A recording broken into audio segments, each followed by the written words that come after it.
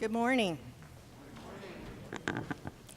As we begin our 193rd academic year here at Centenary College, and as we find ourselves surrounded in troubled times and the rising waters of Hurricane Harvey, I'd like to share with you a paraphrase of a prayer by Rabbi Harold Kushner.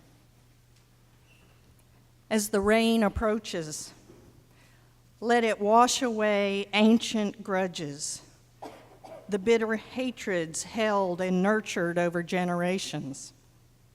Let this rain wash away the memory of hurt or neglect.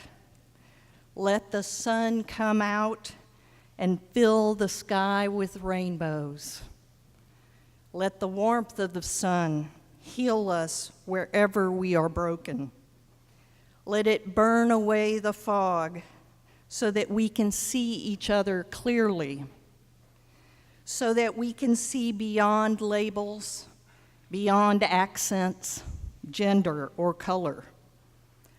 Let the warmth and brightness of the sun melt our selfishness, so that we can share the joys and feel the sorrows of our neighbors. And let the light of the sun be so strong that we will see all people as our neighbors. Let the earth, nourished by the rain, bring forth flowers to surround us with beauty. And let the rolling hills, the pine trees, and the soaring clouds teach our hearts to reach upward to the heavens. Amen.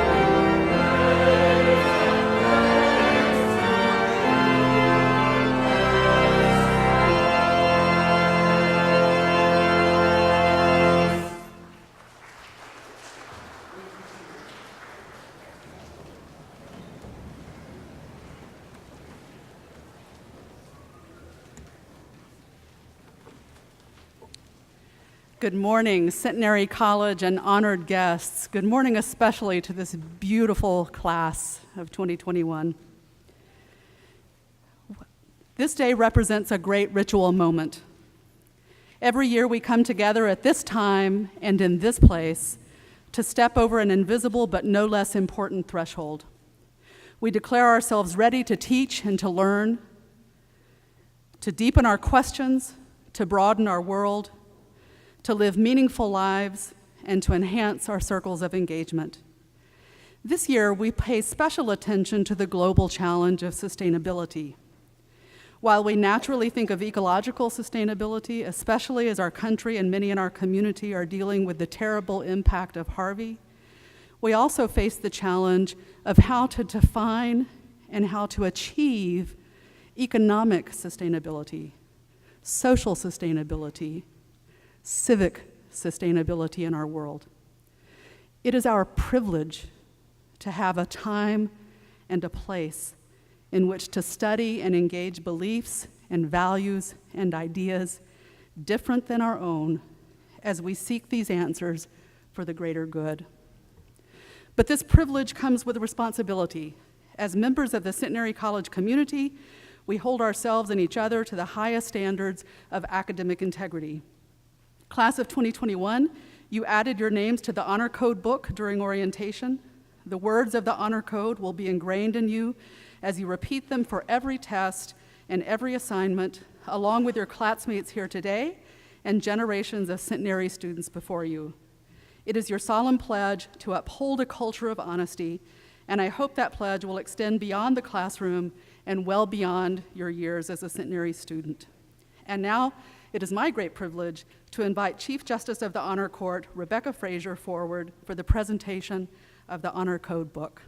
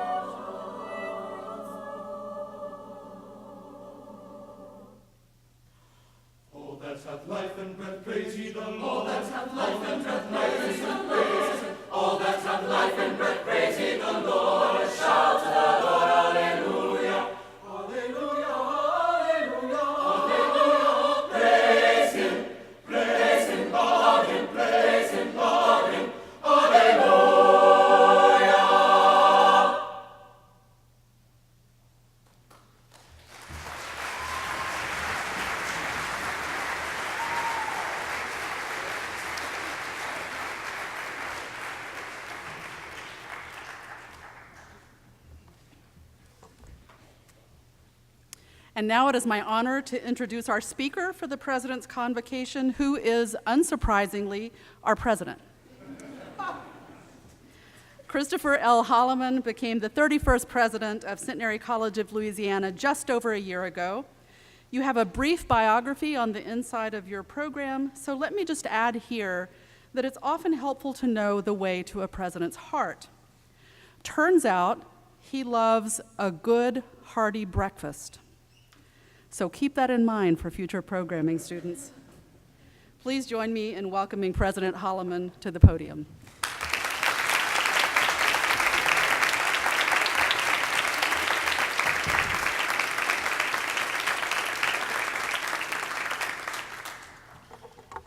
I feel compelled to start with completely unplanned, a brief history and vocabulary lesson. So, as you know, Centenary was founded by the United Methodists, or by the Methodists at that time in the United Methodist tradition. John Wesley is the founder of United Methodists, and his brother, Charles Wesley, was a great hymnodist, wrote hundreds of hymns. When you see the word hymn in your program, that means everybody sings. So we'll do better about that next time, friends. It's an honor to be here. I think back to a year ago, and you didn't know me, and I didn't know you, and yet we still liked each other, and I think we still like each other today. We've come a long way in a year. I'm excited about the direction the college is going. I'm excited to welcome our largest freshman class in quite a few years, and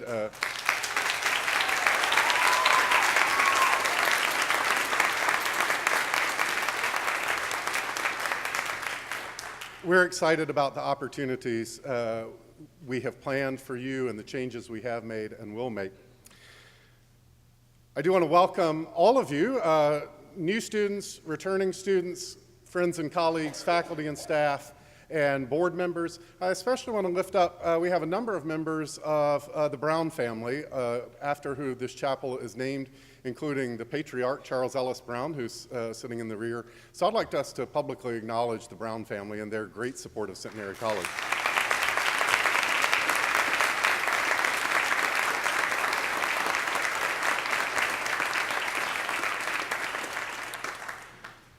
Convocations have a long history, going back to at least the 1600s. They're used for all sorts of things to celebrate the anniversary of college foundings, new presidents, new academic buildings, all sorts of things.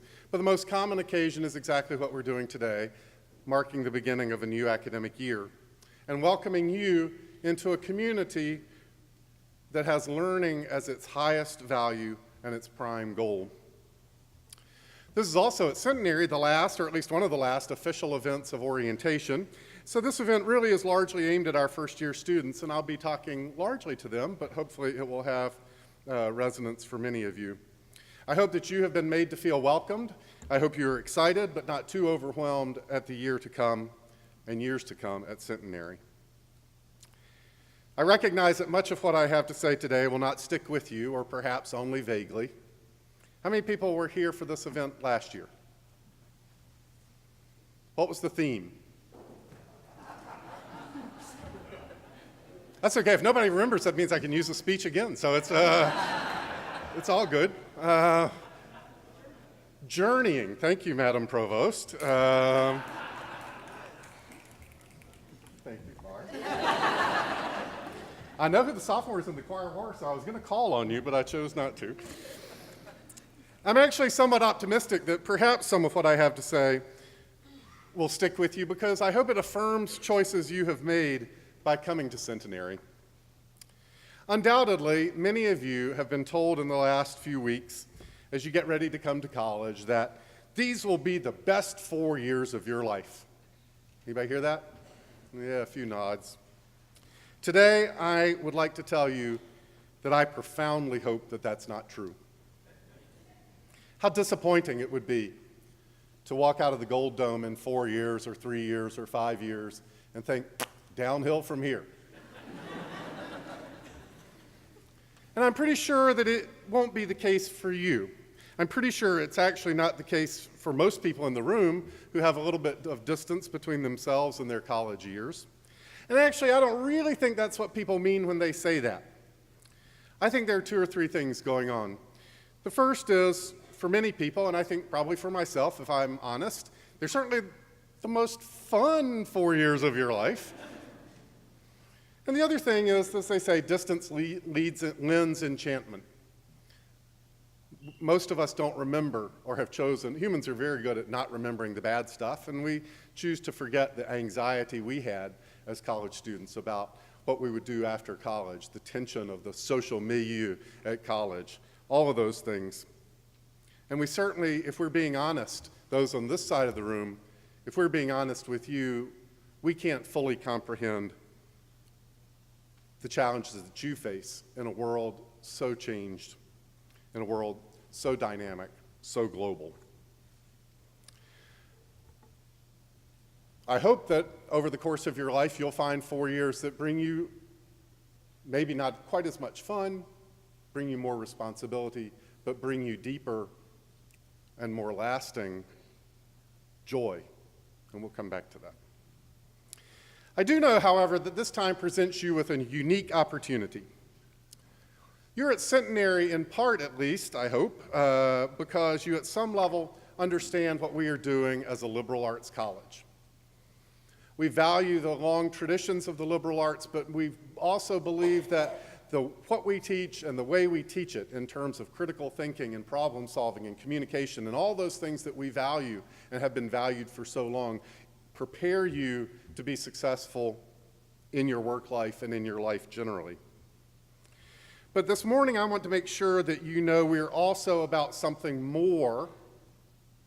In some ways it's embedded in liberal arts, but it's not always a part of what we talk about when we talk about a liberal arts education. And I'm talking about the idea of vocation or calling.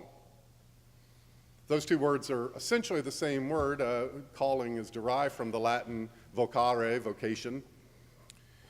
I want to talk and I hope that over the next 3, 4, 5 years, however long you're at Centenary, you're going to be hearing us talk more about vocation and calling. It's something I feel passionately about, and trying and keep our eyes on that. You weren't here, but the title of my inaugural address last March was Called to This Time and Place. And I think we are called to this time and place as an institution. So I want to make sure we clear up a little bit of confusion sometimes about what we mean when we talk about vocation. Vocation has, at least in popular discourse or everyday speaking, has a couple of meanings that aren't adequate or perhaps might mislead us. One is that there's an idea that vocation and occupation are synonymous, that vocation means work. And that's captured some when we talk about vocational training or vocational education. It frequently means, working at a trade or a specific skill. But that's really not what vocation means. Vocation has this much deeper meaning of calling. And in that sense, it has also historically been tied up with a notion of a religious calling, that you're called to the ministry or called to the priesthood. But I want to suggest to you that that's not what we mean when we talk about vocation, although sometimes it has resonances in that world. But instead, we're talking about understanding, excuse me, what it is that drives you. What is your calling? What are you called to? There's a man, his name sounds like he's some old ancient German, but he's not. He's still alive. He's in his 90s, a Presbyterian theologian, Frederick Buechner. He has a sentence that's often quoted. Vocation is the place God calls you. The place God calls you to is the place where your deep gladness and the world's deep hunger meet. Where you know who you are and you know what the world needs. So we are going to be asking you and hopefully helping you intentionally think about who you are and who you will be. To consider 3 basic questions. What are you good at? Not just your skills or your abilities, although those are important too, but your personality, your general approach to life. Are you a people person? If not, then, car sales probably isn't for you. When I was a young teenager, I read a book. As some of the people who are as old as I am would remember this series of young adult books called We Were There. Anybody remember? So put two youngsters in a historical situation. So you were there at the signing of the Declaration of Independence or whatever. For some reason I read you were there at the first nuclear chain reaction. It was a page turner. Interestingly enough, I ended up going to graduate school where that took place, completely coincidentally. But I decided when I was, I don't know how old I was, 10, 11, 12, that I wanted to be a nuclear physicist. Problem is, I'm not that good at science. We have to figure out what we're good at. We have to figure out where our skills, our personality is. What's your general approach to life? Second question, what makes you happy? What do you enjoy doing? Where are your passions? What's important to you? It takes some time, it takes some discernment, and we'll talk about that a little bit. And then the third question I need for you to reflect on and will help you is, and this is in some ways perhaps the hardest, where will you be? Where, physically, will you live out these skills and this passion? We exist in a time, and one of the reasons that vocation sometimes has almost a negative connotation is because for a long time, vocation meant deciding or being told or discovering what your place in life is, what's your station in life. And you were locked into that. We have an unprecedented opportunity to decide for ourselves where we will be. Now, we don't know what the future holds in terms of technology. Just there's a book that I'm familiar with called the End of Place. But because of our technology and so forth, place doesn't mean anything. We can do anything from anywhere. That's obviously not correct. We certainly are not going to be able to do the dirty hands on the ground work of rebuilding Houston or addressing the needs of the homeless here, anywhere else. That requires a certain sense of place. But we have an unprecedented opportunity to choose. So through those three questions, answering those questions is not easy. It's not easy for any of us. And it's a process that's ongoing. But this time at Centenary gives you two things that gives you an opportunity on two dimensions that you will find more difficult to have in the years to come. The first dimension that you have is time. Now, I don't mean to diminish the claims on your time. I know that many of you have responsibilities and obligations off of campus. And I certainly know that your faculty members and your coaches and your choir director put other kinds of obligations on your time. But the fact is that while you are here, you have time in ways that you will not have in the future. And discerning your vocation takes time. It takes time to try things and realize that, well, actually, I'm not as good at that. That's not where my passion is. Time to start over.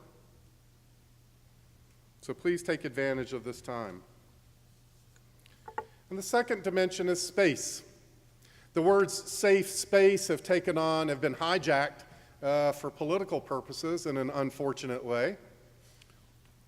When we talk about safe space at Centenary, we certainly don't mean that you will not be challenged, that you will not be asked to reflect on your ideas, your opinions, your quote-unquote facts. Your deeply held opinions, you should be able to have thought through them and understand them. So this isn't a safe space where you won't be challenged. If anything, the reverse. It's part of our job to challenge you. Max Weber said the primary role of a teacher is to present his or her students with inconvenient truth. But we do provide a safe space in the sense that this is a space for you to try out new ideas, to fail without being catastrophic, with a group of faculty and staff that are there to support you, to serve as guardrails, to serve as safety nets, so that in this crucial period where you are trying to answer these vital questions of who am I, what am I good at, where do I want to do it, how can I serve, how can I be of use, you can think about those things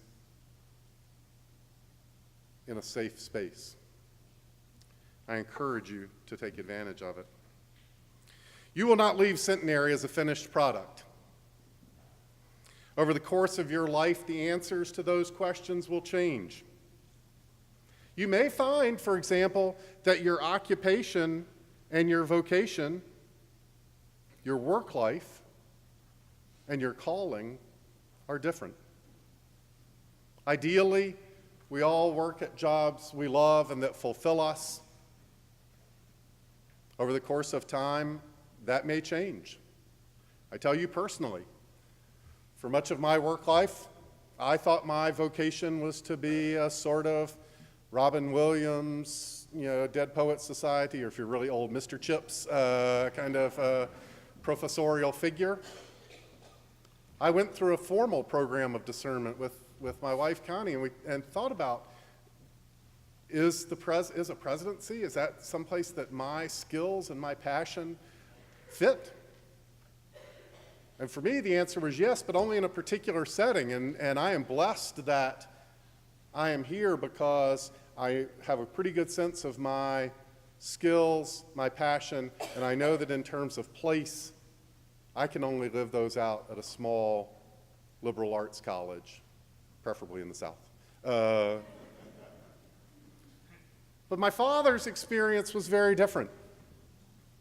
He came back from World War II and was, his passion, his calling, his vocation, I truly believe, was to be a writer or a teacher. He was a Phi Beta Kappa English graduate from the University of North Carolina.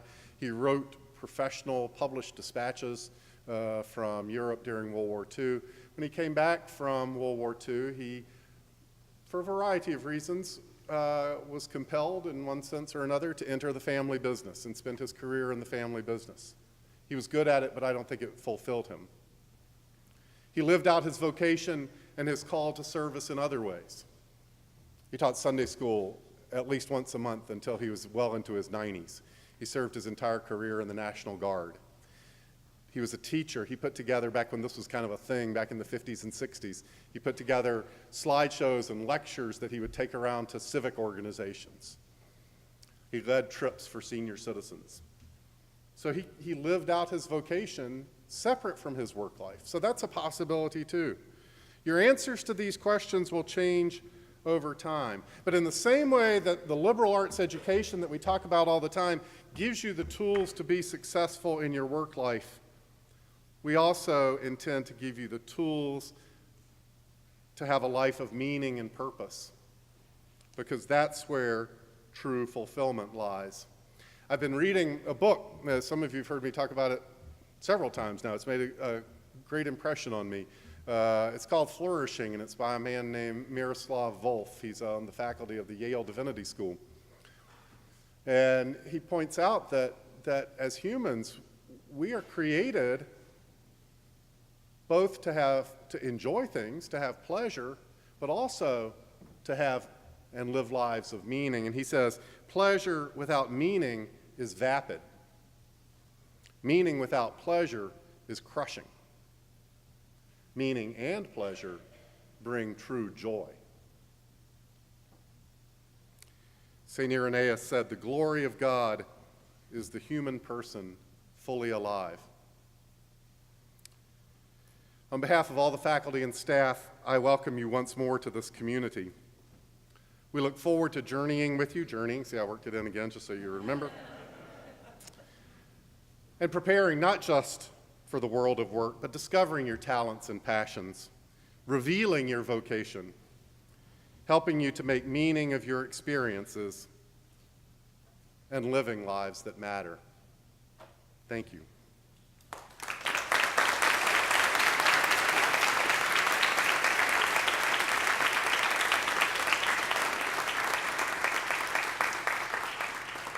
First-year students, on your way out of the chapel, please don't rush, please go orderly. You're going to be presented by either the provost or me with a challenge coin.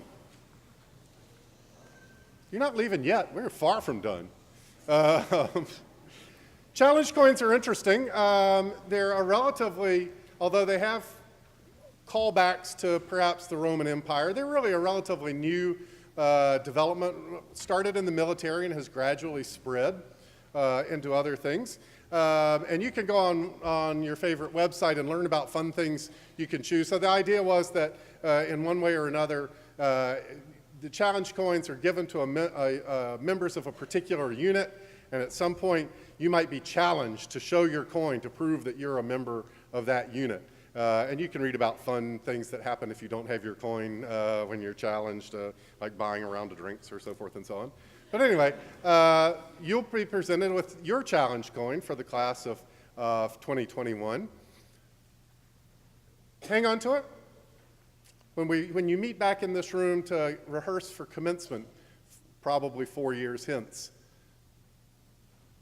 we'll bring the challenge coin. A number of you are going to come up to Mrs. Whittington and say, "I lost mine, can I have another one?"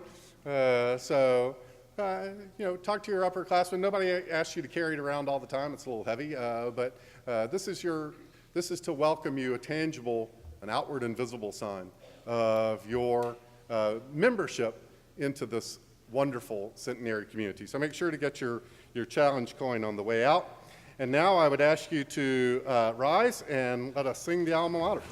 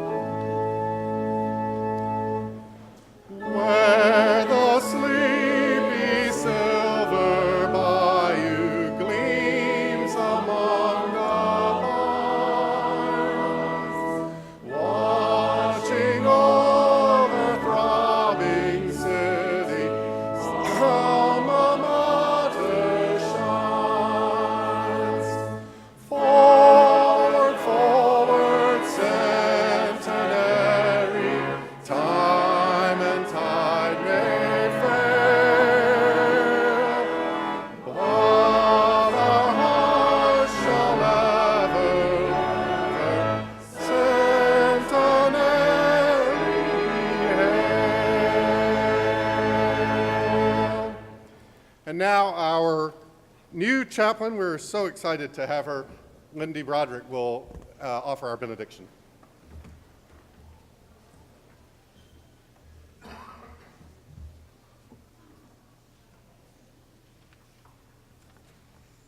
As you go from this place, may the coming rain cleanse you and refresh you.